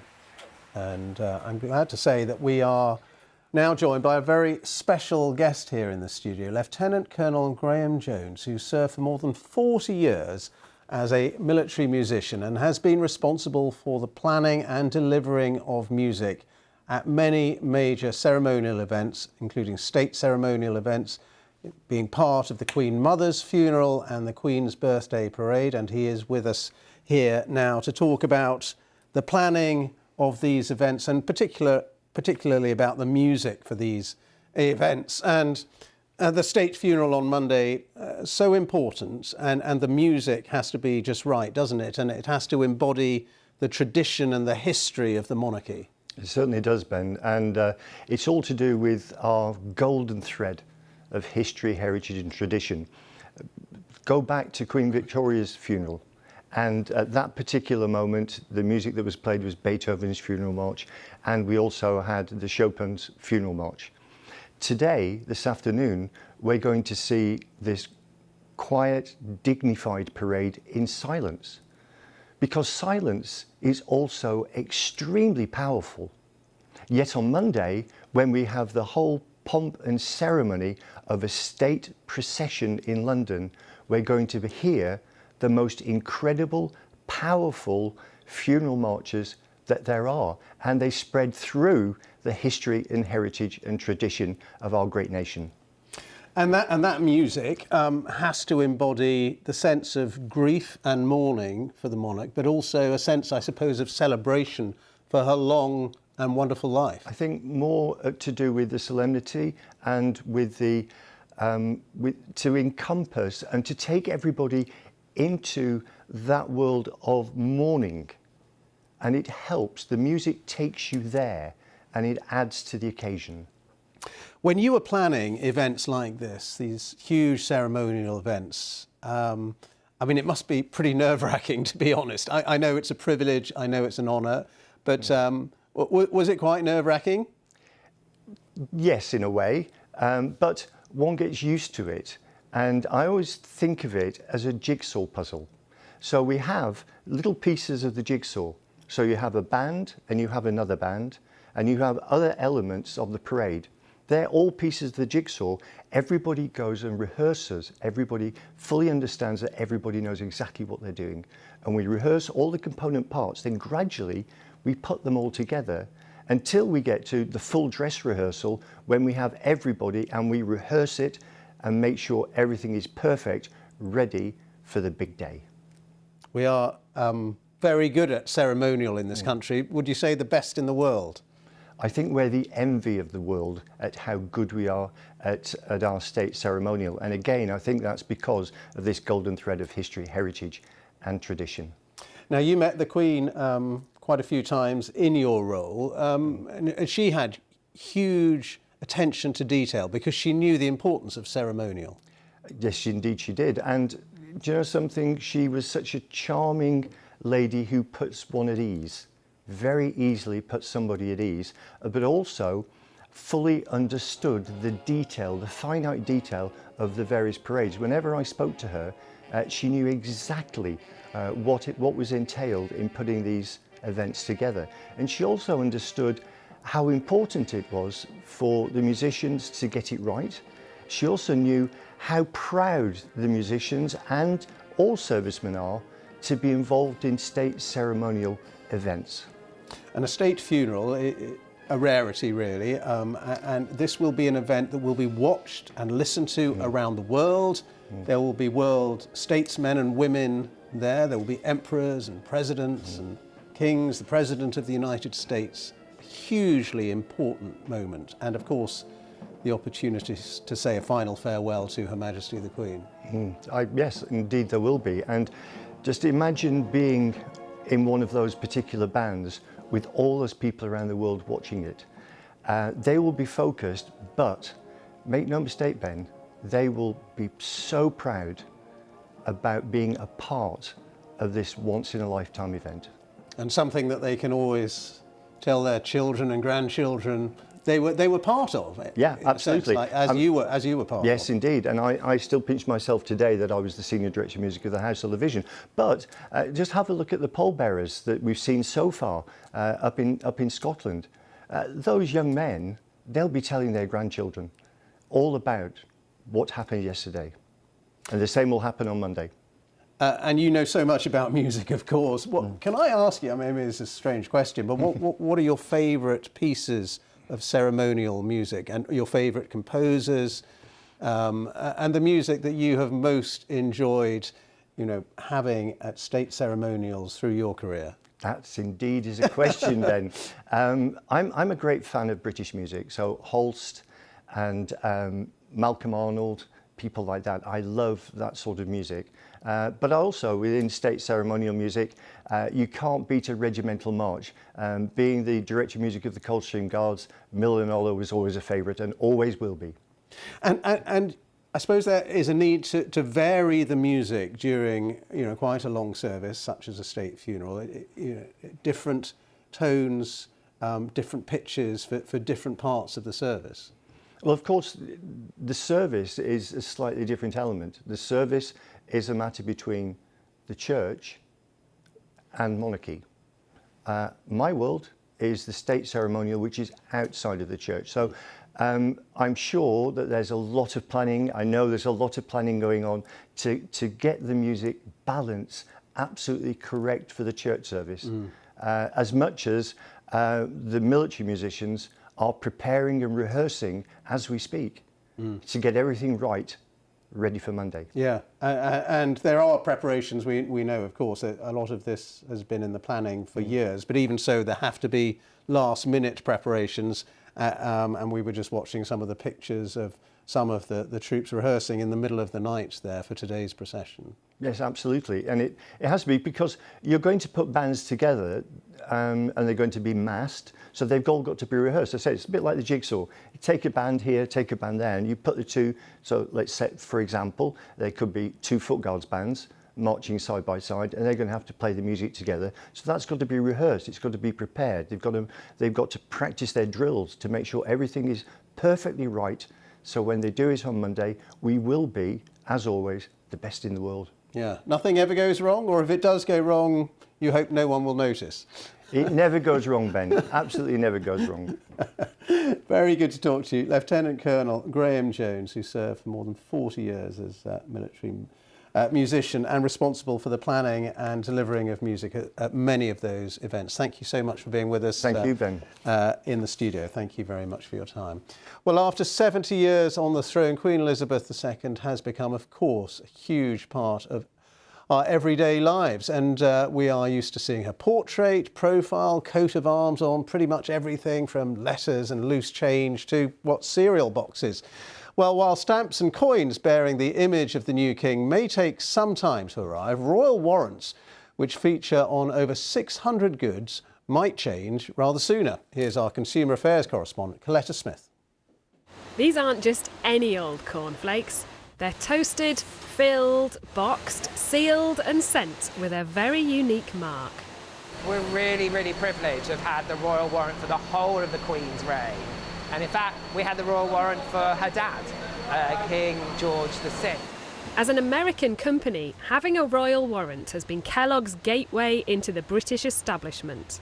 So nowadays the royals get their cereal from us through their normal grocery supplier. But you know, 2 decades ago we had someone called Helen in our customer service team, and it was her job to take the order from Buckingham Palace. And then we had someone who took a van, specifically called Genevieve, the van had a name, to deliver the food directly to Buckingham Palace. Kellogg's are one of more than 650 companies who supplied products to Queen Elizabeth and the Duke of Edinburgh. When it comes to stamps, coins, banknotes and letterboxes, the image on the front will gradually change, but you'll still be able to use everything with the old Queen on. But royal warrants are different. It's one of the most basic ways that the monarchy touches our everyday lives, because in pretty much every kitchen or bathroom in the country, there's likely to be one of these products with the Queen's crest on it. But now that Queen Elizabeth has passed away, all of this could be about to change. We'll see different brands, the new emerging brands that are more ethical or more sustainable, connect with the consumer in different ways. And then there will be some brands that the consumers might not connect with and might not have their warrants reissued. Benson & Hedges and Silk Cut lost their warrant in the 90s when smoking became much more controversial. But despite a shift in focus, Amna Khan, a senior lecturer in consumer behaviour, thinks that royal warrants are here to stay.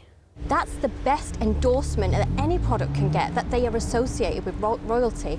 Because if you look at any other logos, really they want to say that they are different and distinct, and it doesn't get much more distinct than the royal family.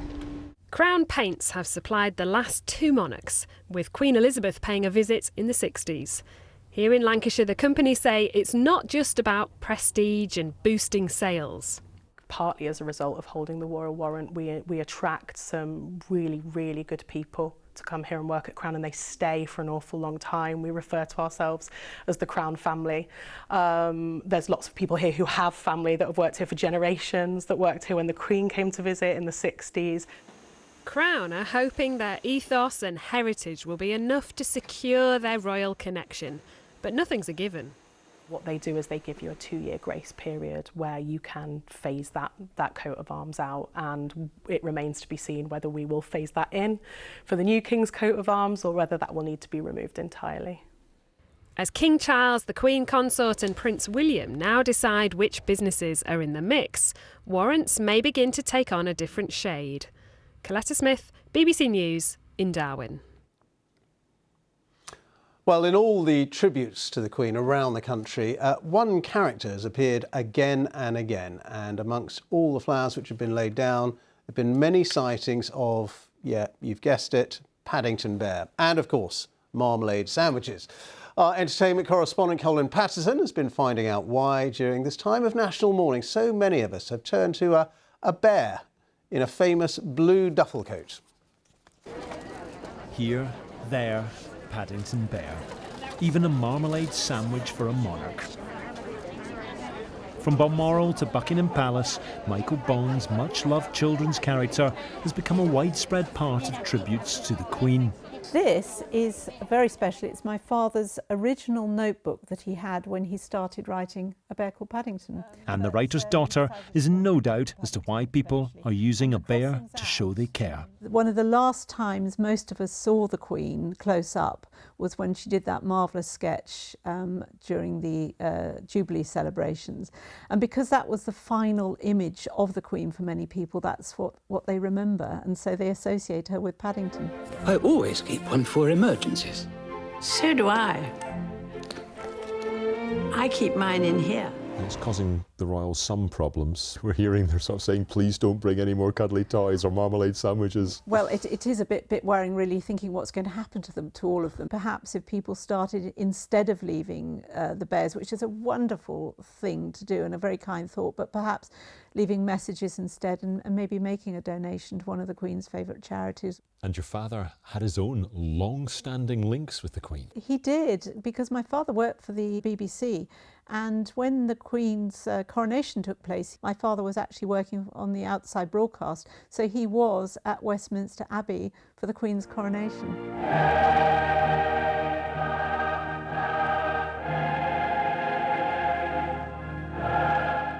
One particular Paddington picture has been repeatedly shared on social media. Eleanor Tomlinson from Willerby, East Yorkshire, first went viral after the Platinum Jubilee. This week, people have returned to her work. I'm not really an emotional person, but I was very teary looking at the photos, because it's one thing to see something online and being shared and the lovely comments, but to see it in that kind of setting amongst a sea of flowers and tributes is just something completely else. And at the railway station, which gave Paddington his name, people believe he's the perfect bear for this moment in history. I think that it's marvellous that the opportunity to engage children with this as well, and a lot of children had done pictures with the Queen and Paddington, and one that just caught my eye and I took a picture of it. It just said, "Paddington, I've done my best, now take me to my husband." Paddington is this British bear who loves London, who loves the marmalade, who loves the Queen, loves the royal family. I don't really know what it is. It's pretty nice though, isn't it? I think he represents the best in all of us, the simpler side of humanity. Thank you for everything. That's very kind. Colin Patterson, BBC News, Paddington. Well, one of the many challenges of the Queen's funeral and the build-up to it is, of course, policing. Now, forces up and down the country, especially in London, will have had to prepare in advance and coordinate themselves meticulously to make sure all the major events take place safely. But arrests of some anti-monarchy protesters have led to a bit of public disquiet in the last 2 or 3 days, with some campaigners, politicians, commentators quite upset about what they have seen as a crackdown on free speech. Let's talk about that and other policing issues now with the former Deputy Assistant Commissioner of the Metropolitan Police, Stephen Roberts. Thank you very much indeed for being with us. Do you share some of those concerns? Do you think in some cases the police have been a bit heavy-handed, arresting demonstrators, protesters who don't think the monarchy should exist? It's a very tricky situation for the police service. Of course, part of what the monarch defends, and part of what I know Her Majesty defended, was that freedom to disagree, the freedom to say things that are unpopular. But there is also, whilst there is a freedom to express yourself, a freedom to express dissent, there is also an obligation on all of us not to do things that insult others and endanger what we used to call the Queen's peace, but now we must call endangering the King's peace. So not to insult. So it's a situation where police officers are called upon above all else to exercise a bit of tact and good humour and try and keep situations calm, to allow people to enjoy and to experience a historic event, but also to ensure that those who want to express dissent are able to do so, but in a way that doesn't disturb the overall peace. A tricky balance to strike, but one that police officers, particularly in London, are very used to. Yeah, I mean, it's a bit of a grey area, I suppose, is what you're saying, and it's down to the individual police officer's judgment, really, in the end. It is indeed down to the individual officer's judgment, and of course the officer who deals with the situation is personally accountable for it. But there's a common law known as breach of the peace, which allows a police officer who thinks there is happening or about to happen a breach of the peace to arrest somebody and remove them from the situation. And then they can either be released later without any sort of charge at all, or taken before a magistrate's court and what's called being bound over to keep the peace, which in effect is saying, don't do this again, otherwise you will be fined a certain amount of money. And that's a good way of dealing with things sometimes. But people watching, you might say, well, you know, surely anyone standing on any pavement or street corner is allowed to shout out anything they want within reason, are they not? And that's the key phrase, within reason. If what they shout out is likely to upset a great number of people, I mean, part of the issue on some occasions is the protection of the individual who's actually protesting. I saw the young man in Edinburgh who was suddenly grabbed by the shoulders and oinked backwards. Now, I'm not sure whether that was police officers doing that or whether that was actually members of the public. And feelings can run quite high in these sorts of situations. And it's important for the police to be able to step in and keep things calm, make sure that what we have overall is a respectful, dignified event. Now, Stephen, you were former Deputy Assistant Commissioner of the Metropolitan Police. This is, the next few days, an enormous, mammoth task for the Metropolitan Police and for all the other police forces who are going to be part of this operation, building up to the state funeral on Monday, when there are, of course, hundreds of thousands more people in central London, not to mention world leaders, including the President of the United States. There has been obviously a lot of planning at Scotland Yard, but this is an enormous undertaking, isn't it?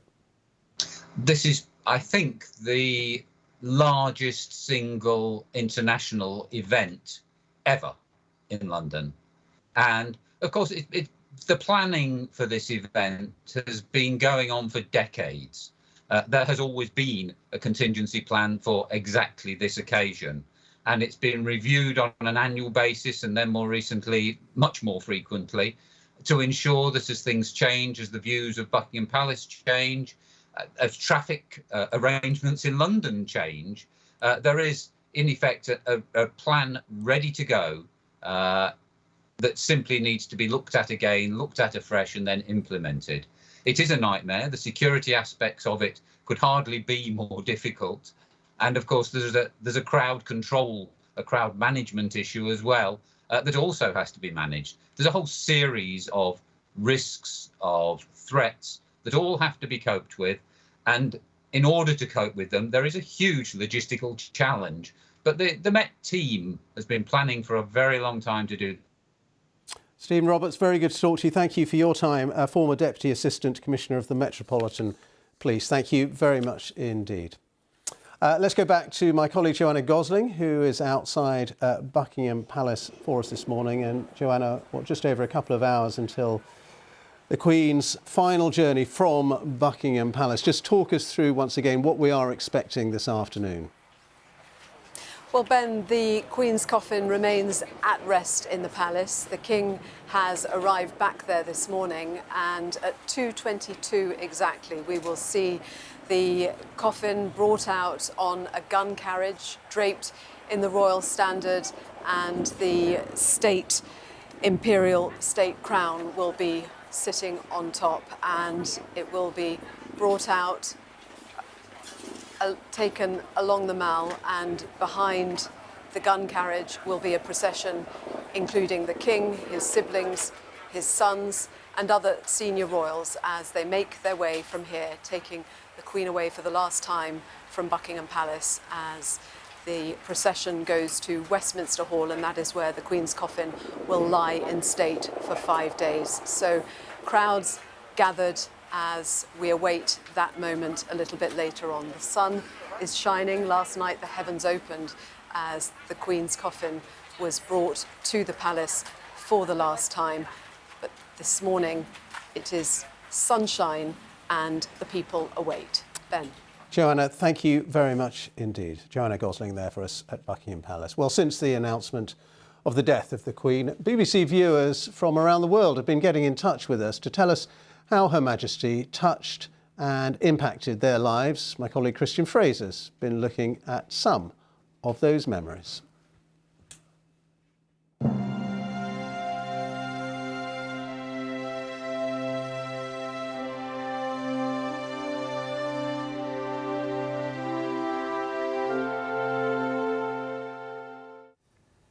Well, for those viewers still with us, this week we are bringing you stories from people here in the UK and around the world who have been in touch with us since the death of the Queen. And many have wanted to share their memories of meeting the Queen and also to offer us their tributes. One of them is Monica Simpson from Accra in Ghana.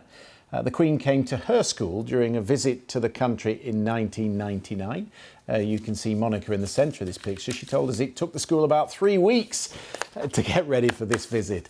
They performed cultural dances, they created handmade crafts from yarn. She said the Queen was fascinated by what they had done and that the whole school was extremely excited to meet her. They were particularly pleased, she said, that the Queen was wearing the same colours as the things that they made for her.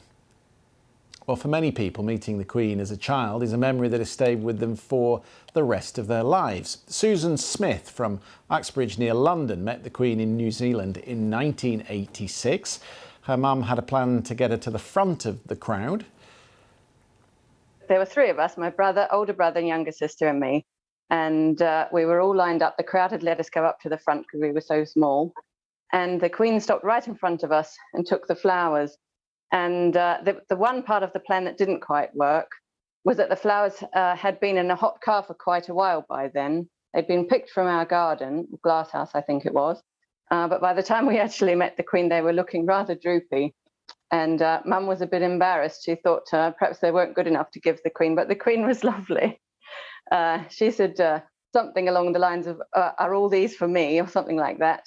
And Mum also said that she was so overwhelmed by the whole experience and the fact the plan had worked and we'd spoken to the Queen that she immediately forgot everything the Queen had said.